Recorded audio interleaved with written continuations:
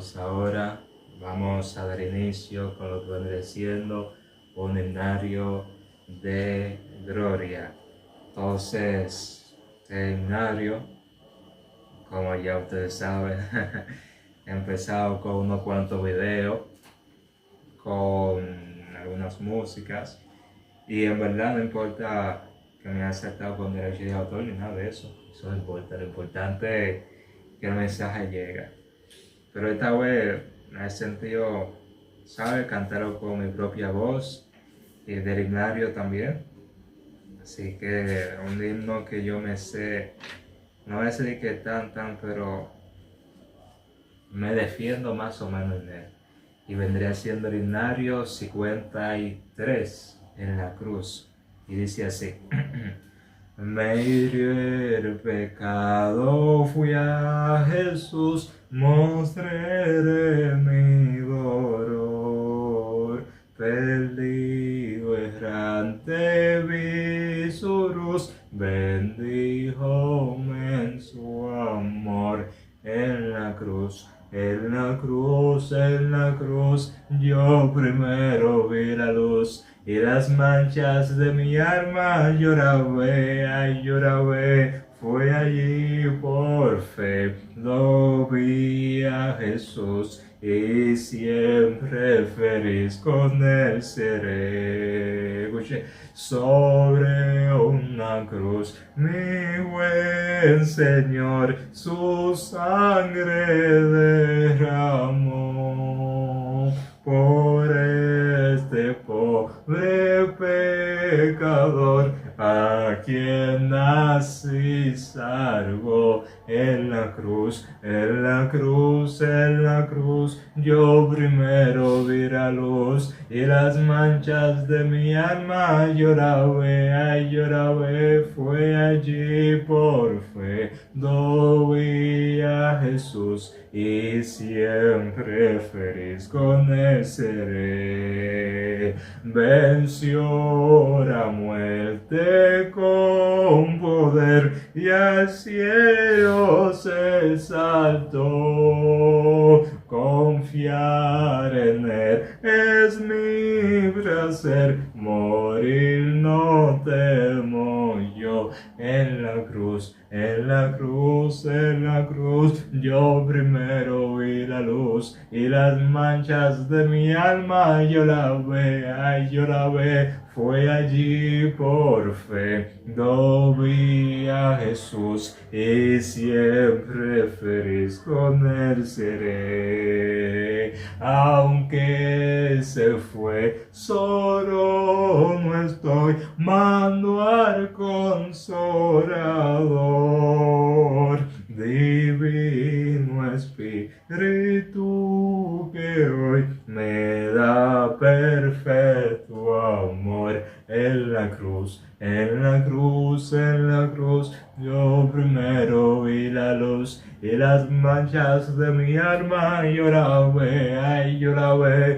fue allí por fe, lo vi a Jesús, y siempre feliz con él seré. Gloria sea para Dios. Que el Señor sea quien te bendigando. Que sea Dios bendiciendo a cada nuevo usuario que esté viendo este video, a los que ya forman parte de esta comunidad, que sea el Señor bendiciéndolo de gran manera. Y hoy, como ustedes saben, vendrá siendo la segunda parte. Hubo un en vivo la noche anterior, el cual se estudió Mateo 24 y ciertos puntos de los cuales se hablaron. Y los que tuvieron presente lo han visto. No sé si en un futuro va hoy y reenvío ese video, pero que sea la voluntad de Dios. Ya para este video tenemos lo que vendría siendo el segundo video con el tema profecía del anticristo o del Mesías. Una pregunta. Y vamos a estar estudiando este tema a profundidad. Y solamente pido al Señor para que Él me dé la capacidad de cómo explicarlo, de cómo afinar mi voz, de cómo el mensaje pueda llegar de la manera más fluida, de la manera más entendible posible. Y sé que soy la persona menos capaz, se podría decir, porque mi interés es muy bajo, mi capacidad para conversar, para hablar es pero muy en el suelo, pero sabemos que si Dios lo hizo con muchos hombres, Moisés y muchos hombres que tenían este mismo problema, así mismo el Señor lo hará conmigo. Y así mismo el Señor lo hará con muchos que estén viendo este video y que sienten esa motivación de levantarse, esa motivación también de ir a una iglesia, esa motivación de estudiar la palabra, de comprender lo que ya están congregándose, de decir que ahora mismo estoy decidido, ahora mismo yo sé que aunque no pueda, pero no es con mi fuerza, sino con la fuerza de Cristo, voy para allá. Y bueno, vamos a dar inicio a algo que yo anhelo mucho, y es que cuando ya termine yo todos estos temas de profecía, de todas estas cosas controversiales, pueda ya entrar a lo que vendría siendo más a la evangelización, a lo que vendría siendo ya más a un estudio más amplio, a lo que vendría siendo a los nuevos creyentes y a los que están adentro también, para así mismo glorificar el nombre de nuestro Rey. Y vamos adelante. Profecía del anticristo o del Mesías. Y bueno, en la primera parte vimos que Mateo 24 puede entenderse dentro del contexto del siglo I. Pero ahora entramos al texto que muchos consideran la base principal del anticristo futuro, de aquel que muchos consideran como un político, que Satanás va a reencarnar, que se va a levantar la bestia, que del agua, que se va a hacer visible, va a empezar a hacer señales, falsos milagros, va a empezar a hacer tantas cosas. Nosotros estamos esperando ver esto con nuestros ojos, estamos esperando nosotros observar qué ocurre en eso, para nosotros decir, bueno, ya va a venir el rapto, ya viene Cristo. Y bueno, el motivo principalmente de estos videos es para que cuando veamos que por todo lo que ha acontecido o lo que ha de acontecer en un futuro, no nos desanimemos a tal motivo de que apostatemos de la fe, de que abandonemos nuestra fe en Dios, porque por cuanto a que un hombre dijo eso, por cuanto a que un predicador, un evangelista o quien sea haya dicho que esto va a suceder así, no sucedió así, entonces ya queremos desanimarnos, no encontramos propósito en este camino, no, sino que hay que entender la palabra que está escrita para nosotros saber verdaderamente en qué base estamos fundados, si es en la roca o si es sobre la arena. Y el libro de Daniel 9, su capítulo 9, aquí aparecen las famosas 70 semanas, como ya habíamos leído en el video anterior. Daniel, su capítulo 9, que habla de las 70 semanas, las cuales muchos malinterpretan, sacan de contexto, y ya ustedes saben, hacen un sancocho con eso. Pero vamos hacia allá. Siendo eso que muchos enseñan que, escuchen, la hipótesis, la tesis de lo que enseñan muchos, de que en las 69 semanas ya se cumplieron y que la semana 70 quedó suspendida, y esa última semana será el gobierno del anticristo. ¿Qué será el gobierno del anticristo?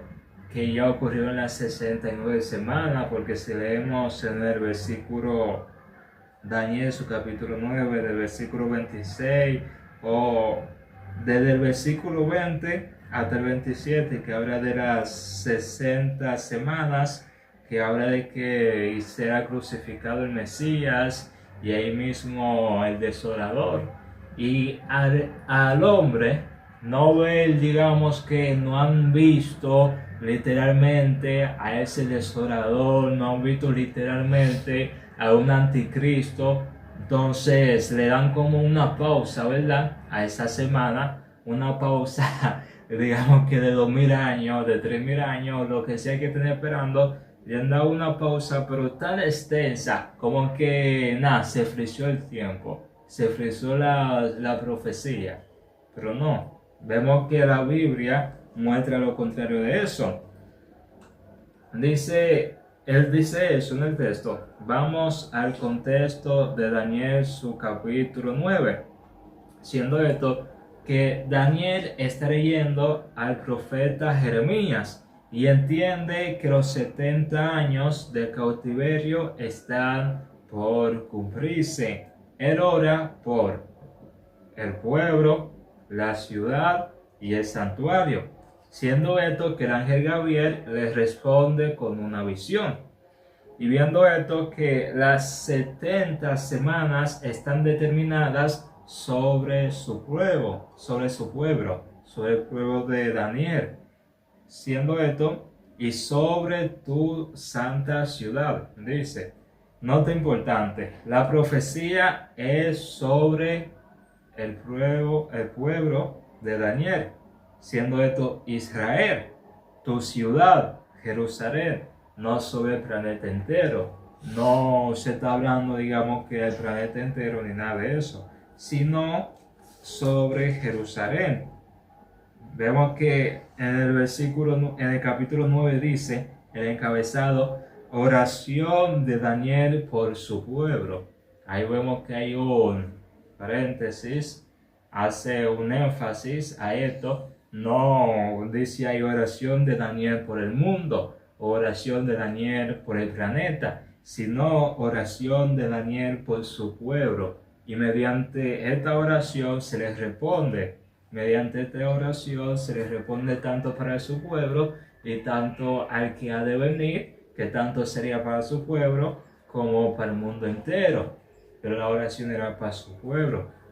Y vemos que las 70 semanas que son, semana en hebreo puede referirse a un periodo de 7. Muchos interpretan que son semanas de años. El texto dice que dentro de ese periodo ocurrirán 6 cosas. Terminar la prevaricación, poner fin al pecado, expiar la iniquidad, traer justicia perdurable, sellar visión y profecía, ungir al santo de los santos. Entonces, ¿qué hecho se asemeja a eso? No que esto se asemeja, digamos, que a la segunda venida de Cristo, sino que eso lo que está relatando a la primera venida de Cristo.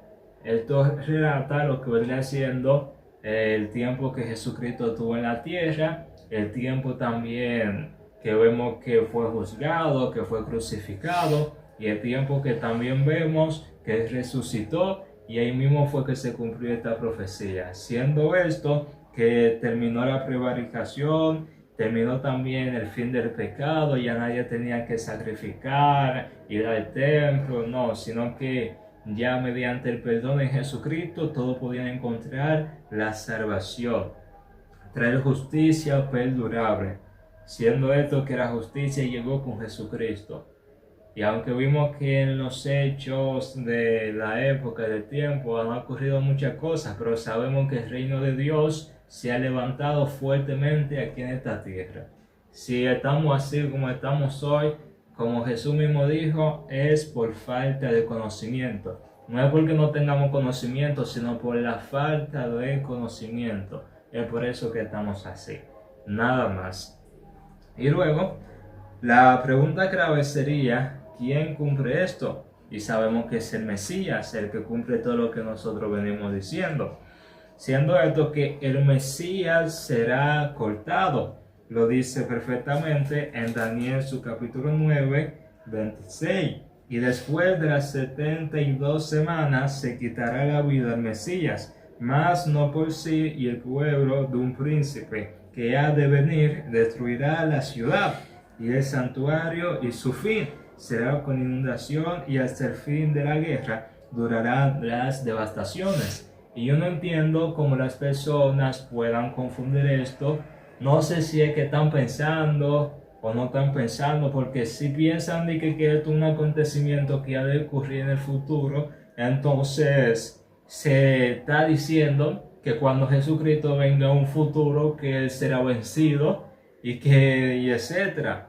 No, vemos que la historia habla de la crucifixión de Jesucristo, y que después de ahí, después de la crucifixión de Jesucristo, están los apóstoles, están los discípulos y todo ello que predican el mensaje en todo el continente de allá, Asia, África, todos esos continentes. Ellos predican el mensaje. Después de eso vemos la destrucción del templo, vemos también el cautiverio, la gran tribulación que pasa ese pueblo, los mártires, hasta que llega Constantino. Vemos todos estos acontecimientos desde el año 70 después de Cristo hasta el 300 y algo. Y continuamos con que eso encaja con la crucifixión, siendo esto que eso nunca menciona un anticristo. Aquí nunca menciona un anticristo ahí. Luego dice: el pueblo de un príncipe que ha de venir destruirá la ciudad y el santuario.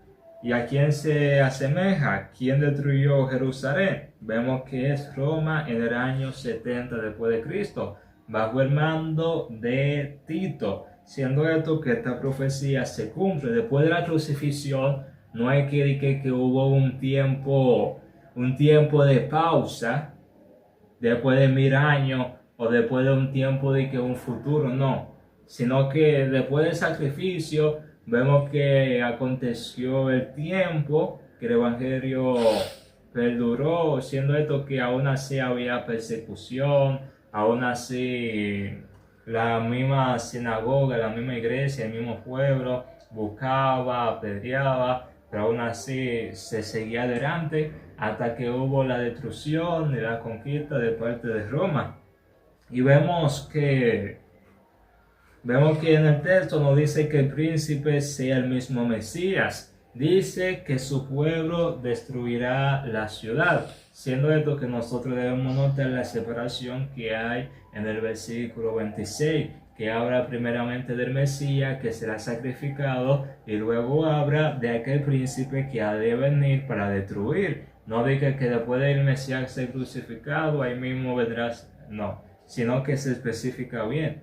Y lo que nosotros tenemos que hacer es estudiar bien la palabra, no sacar nada fuera de contexto o confirmar lo que han venido diciendo nuestros líderes anteriores, los ancianos anteriores, estas personas anteriores, de que hemos adoptado doctrina por generación en generación, no, sino que nosotros debemos discernir la palabra, estudiarlo y confirmar todo lo que se haya dicho. Y luego vemos que la semana 70, el verso más controvertido, Daniel, su capítulo 9, 27. Y por otra semana confirmará el pacto con muchos. A la mitad de la semana hará cesar el sacrificio y la ofrenda. Después, con la muchedumbre de las abominaciones, vendrá el desolador, hasta que venga la consumación y lo que está determinado se derrame sobre el desolador. Y vemos que el texto ahí no está hablando de ningún anticristo, siendo esto que cuando dice y por otra semana confirmará el pacto con muchos, muchos enseñan que ese vendrá siendo el anticristo, que el anticristo hará un pacto de 7 años, pero el texto no dice nada de un anticristo. La pregunta que nosotros deberíamos hacer, y la pregunta que está ahí sería: ¿quién confirmó el pacto? Vemos que Jesús dijo: esta es mi sangre del nuevo pacto, siendo esto que aquel que confirmó el pacto fue Jesucristo. no es de que va a ser un anticristo, de que un futuro, nada, ni nada de eso, ni un anticristo pasado, no, sino que aquel que confirmó un nuevo pacto en su sangre es Jesucristo. Y después seguimos viendo que el nuevo pacto fue confirmado por el Mesías y en medio de la semana hizo cesar el sacrificio. ¿Cómo? Con su sacrificio perfecto, siendo esto que el sistema sacrificial quedó espiritualmente sin efecto. Por más que nosotros veamos que hoy en día se está levantando un tercer templo en Israel, que se está buscando, digamos, que la vaca roja para sacrificarlo, ya eso no va a tener efecto alguno. Eso será como aquel pueblo cuando Moisés subió al monte, que hicieron un becerro de oro y empezaron a adorar aquel becerro de oro y decían que ese es el Dios que los sacó de Egipto. Vemos cómo llegó el juicio de Dios. Que el pueblo haga algo no significa porque multitud, porque lo están haciendo, tengan la razón, no, sino que lo que dice la palabra, y la palabra me demuestra que el nuevo pacto fue confirmado en Jesucristo, por la sangre suya, por la cruz. No que venga de que un futuro, tercer templo, lo que sea, a sacrificar, que eso va a tener efecto. Que el ser humano haga lo que quiera, pero ya no se puede volver hacia atrás, no se puede volver al antiguo pacto. No va a ser que desde el siglo I haya una pausa tan grande para levantar un tercer templo, que nosotros estamos esperando un tercer templo para decir que ya es el fin del mundo. No, lo que tenemos que hacer es levantarnos como iglesia, levantarnos como embajadores del reino de Cristo. Y seguimos que su sacrificio fue perfecto, siendo esto que no hace falta ningún otro sacrificio, ningún templo, sacrificar. Ya lo que nosotros hacemos hoy en día como silicio, ayuno, sacrificar nuestro cuerpo, lo hacemos como en forma de respeto, en manera que nosotros queramos conseguir algo, buscar la llanura, pero esto sabemos que no es lo que pide la Biblia, sino que la Biblia lo que pide es obediencia. En vez de sacrificio, obediencia a Dios. Si obedecemos, bien. Y la abominación desolada. Vemos que Jesús menciona esto en Mateo 24. Pero la conexión natural es destrucción del templo en el año 70. No una pausa profética de miles de años. La teoría del paréntesis entre las semanas 69 y 70 no aparece explícitamente en el texto. Es una construcción teológica posterior, siendo esto que el error de separar las semanas 60, muchos sistemas escatológicos dividen 69 semanas cumplidas y 2000 años de pausa, una semana futura, pero Daniel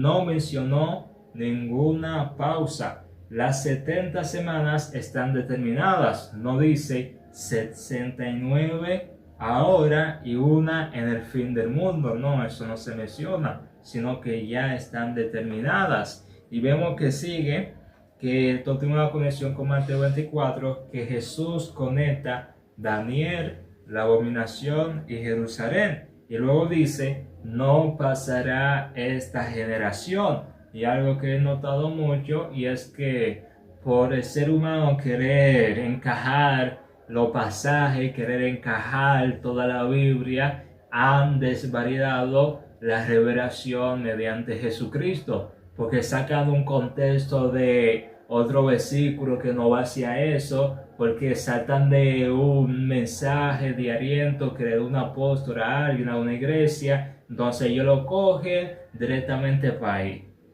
Y ellos no están yendo a la fuente eficaz, a la fuente original, no, sino que están sacando su contexto, que están sacando pasajes de esto y aquello.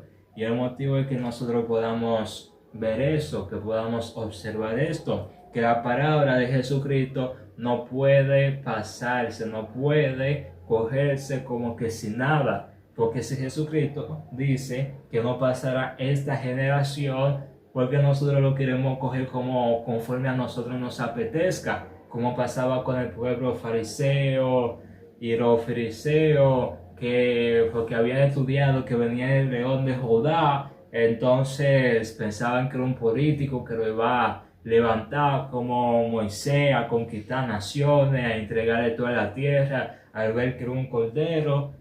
Muchos no lo aceptaron. Hoy en día muchos siguen esperando. Y así mismo estamos haciendo hoy nosotros. Estamos igualitos como aquellos que tenían conocimiento de la palabra, pero no veían lo que verdaderamente se estaba dando por decir, sino que se sacaba su contexto, sacaba lo que ellos creían y no tenían la revelación del velo, no se le había quitado.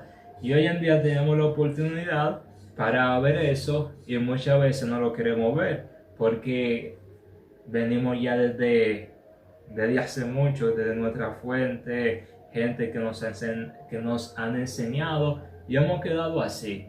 Y lo hemos confirmado con todo lo que ellos han dicho, pero no hemos estudiado en su contexto histórico, cultural, en su contexto de lo que se estaba hablando en ese momento. No lo hemos estudiado, sino que simplemente hemos confirmado lo que ellos han dicho, no lo que la Biblia ha dicho, ni tampoco lo que Jesús ha dicho. Hemos invalidado la palabra de Jesucristo. Y vemos que eso encaja perfectamente con el año 70, porque cuando el pueblo mismo, cuando Jesús estaba siendo enjuiciado, juzgado, el mismo pueblo dijo que su sangre caiga sobre nosotros y sobre nuestros hijos. Y vemos que así mismo aconteció. Así mismo ocurrió desde el año 70 en adelante. No podemos decir que lo que dijo aquel pueblo en ese tiempo va a haber una pausa y que ese juicio va a caer hoy en día para todo el mundo. No, eso ocurrió específicamente para ellos, específicamente para esa época. Vemos que entonces no hay nada futuro. So, nos preguntamos, entonces no hay nada futuro. Aquí es donde debemos ser equilibrados. La escritura sí habla de persecución, juicio final y consumación del reino, pero no necesariamente de un anticristo mundial de 7 años, un templo reconstruido obligatoriamente, un rapto secreto previo a tribulación. Muchas de esas ideas nacen en interpretaciones modernas. El punto teológico central. Daniel 9 no es la historia del anticristo, es la historia del Mesías. No anuncia un dictador mundial, anuncia el cumplimiento del pacto. No centra la atención en miedo, la centra en redención. Siendo que quizás el terror no es esperar algo, sino no haber entendido lo que ya se cumplió. Si Daniel 9 apunta a Cristo y Mateo 24 apunta al fin del antiguo pacto, entonces la iglesia no vive en paranoia profética, vive en reino presente. Ya ustedes saben, vivimos en el reino presente de Cristo, vivimos en el reinado de Cristo, vivimos donde la iglesia se ha levantado, vivimos en este nuevo pacto que es el pacto en Cristo. No vamos nosotros a esperar que se destruya el mundo, que ocurra lo que sea que tenga que ocurrir, que nosotros estemos esperando. Pues así mismito, nosotros simplemente quedarnos de brazos cruzados y esperar que venga el rapto. Y ya cuando venga el rapto, nosotros con los brazos cruzados, no decimos nada, simplemente dejamos que todo ocurrió porque nosotros creemos de que había de ocurrir, mientras tanto que no es lo que muestra la Biblia, sino que el reino de Dios ya se plantó en esta tierra. Nosotros debemos evangelizar, hacer discípulos, mostrar el mensaje, mostrar el reino de Dios, Pero nosotros, en nuestra imaginación, en nuestra creencia, queremos hacer otra cosa. Queremos dar por perdido este mundo, mientras que nosotros podemos ir levantando, podemos dar el mensaje, podemos levantar verdaderamente, como así hizo Nayib Bukele, una nación libre de persecución, libre de criminalidad, así como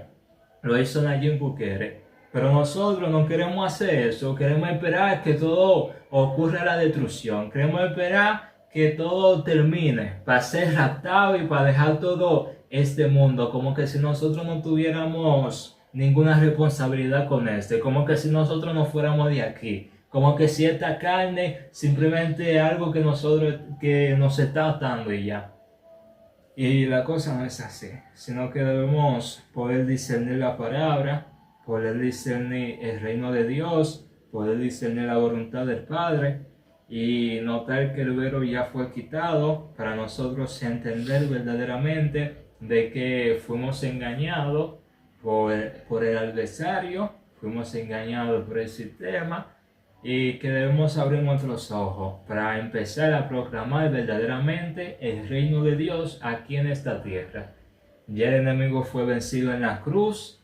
Ya cualquier cosa que nosotros hemos escuchado de que en un sistema, sabemos que Cristo nunca dijo que el anticristo, siendo esto, que Juan hace una definición de esto, que son todos aquellos que se oponen a Cristo, vendría siendo un sistema que se encuentra en contra de Cristo, que está en contrario, sino que no obedece ni la palabra ni reconoce a Jesucristo. Puede decir la palabra que todo aquel que reconoce a Jesucristo y este es considerado hijo de Dios. Pero aquellos que no reconocen a Jesucristo es considerado como hijo de Satanás, como hijo del adversario y hijo del sistema, se puede decir. Lo que está ocurriendo, lo que está fluyendo. Bueno, hasta aquí ha sido el mensaje. Y adelante con el futuro video. Que sea Dios bendiciendo a cada uno.